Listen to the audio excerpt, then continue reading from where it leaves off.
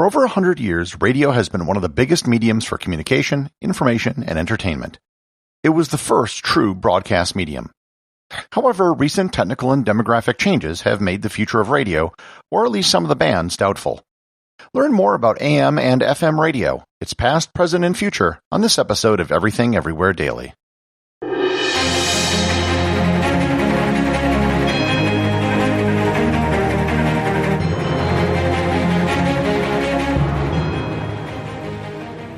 This episode is sponsored by Audible.com. My audiobook recommendation today is A History of the World in 100 Objects, the landmark BBC Radio 4 series by Neil MacGregor. In 2010, the BBC and the British Museum embarked on an ambitious project to tell the story of 2 million years of human history using 100 objects selected from the museum's vast and renowned collection. Presented by British Museum's then-director Neil MacGregor, each episode focuses on a single object, from a Stone Age tool to a solar-powered lamp, and explains its significance in human history. A stone pillar tells us about a great Indian emperor preaching tolerance to his people. Spanish Pieces of 8 tells us about the beginning of global currency, and an early Victorian tea set speaks to us about the impact of empire. You can get a free 1-month trial to Audible and 2 free audiobooks by going to audibletrial.com/everythingeverywhere, or by clicking on the link in the show notes.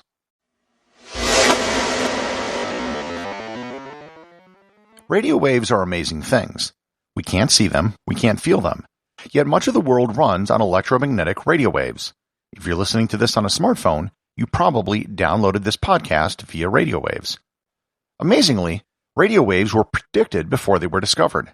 James Clerk Maxwell predicted the existence of electromagnetic waves beyond visible light. German physicist Heinrich Hertz proved their existence in 1886. And just a decade later, Italian Guglielmo Marconi had developed a practical device for sending and receiving radio signals. In 1906, Reginald Fessenden broadcast a message from Ocean Bluff, Brant Rock, Massachusetts, out to ships at sea. The broadcast was a version of O Holy Night on the violin. This was the first use of amplitude modulation, or what later became known as AM radio.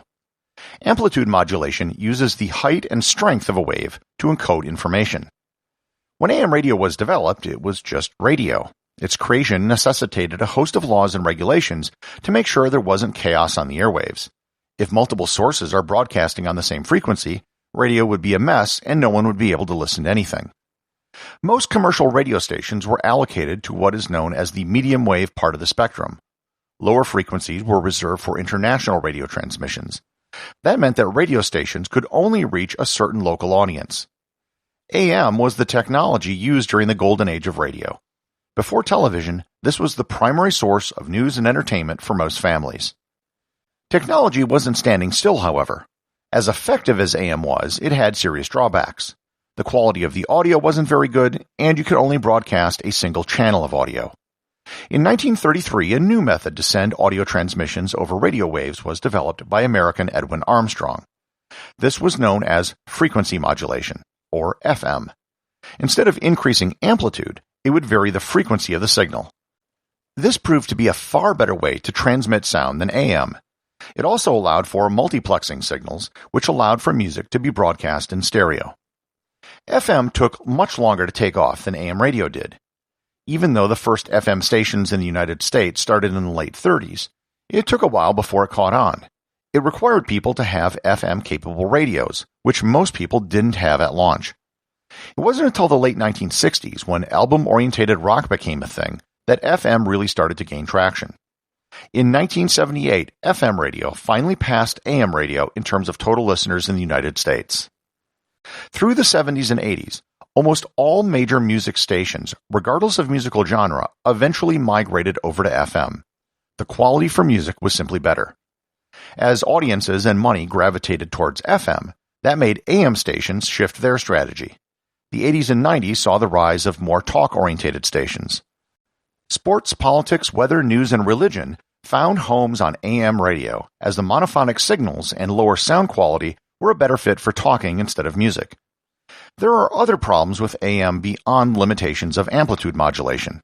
If you were inside a building, AM signals would be more difficult to receive. Most AM stations have to reduce their power or turn off completely at night. This is due to the atmospheric propagation of AM signals. Perhaps you've picked up some very distant AM radio station in your car at night. Once the sun sets, AM signals can bounce off the ionosphere and travel much further. If every AM station were to keep broadcasting at night, stations that were far apart would start to interfere with each other.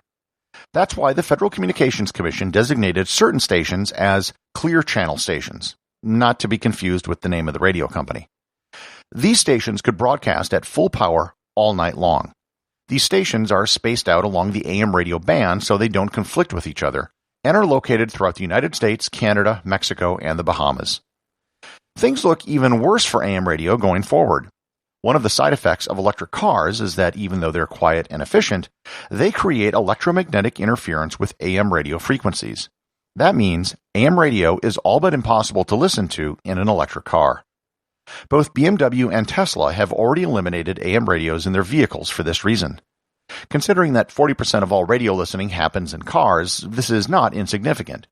And the fact that most new cars sold are expected to be electric by the year 2035, it could be the final straw for AM radio. Moreover, the internet has caused a huge drop-off in radio listening across the board. Both at home and in cars, people are more likely to listen to streaming services, digital music, or, like all of you, podcasts. All over Europe, AM medium wave radio stations are being shut down. In several countries, such stations have now been totally eliminated. While there hasn't been public calls to eliminate AM radio in the US, the future doesn't look very bright.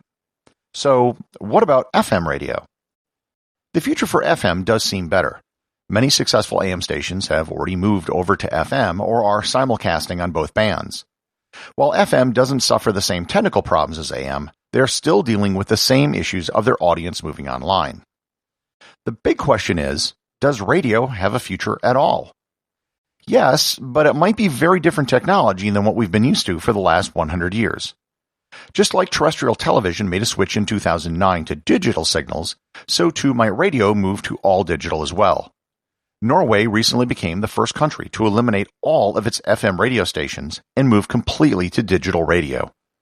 The United States has already adopted a format called HD radio. As of October 2020, the FCC has given permission for all AM radio stations in the United States to convert to digital if they wish. Right now, it's mostly a chicken and egg problem. Most people don't have digital radios yet, but it's now being installed as standard in new vehicles by most auto manufacturers. It would be similar to satellite radio, but with local stations and a much lower bit rate. It might only be a matter of time before the FCC announces a complete switch to digital radio in the United States. If that happens, it'll probably go like the transition to digital television did, with several years advance warning for people to upgrade their radios. However, there are still people who want to preserve at least some of AM radio. It's a very simple, time-tested technology, and it works with over a centuries of radios which have been produced. If there's ever a need for emergency broadcasting, plain old AM is still the best way to get the message out in an emergency. AM is so simple that it's possible to make your own AM radio receiver out of just some wire and a cardboard tube. Whatever happens to radio going forward, the only thing we can probably be certain of is that the next 100 years will look nothing like the first 100 years. Executive producer of Everything Everywhere Daily is James Makala. The associate producer is Thor Thompson. Remember to leave a 5-star review to get your review read on the show. They can be left at Apple Podcasts, Podcast Republic, or wherever you listen to the show. Also, you can help support the show over at Patreon.com. Patrons can get merchandise like t-shirts and hoodies, as well as having direct access to provide suggestions for future episodes.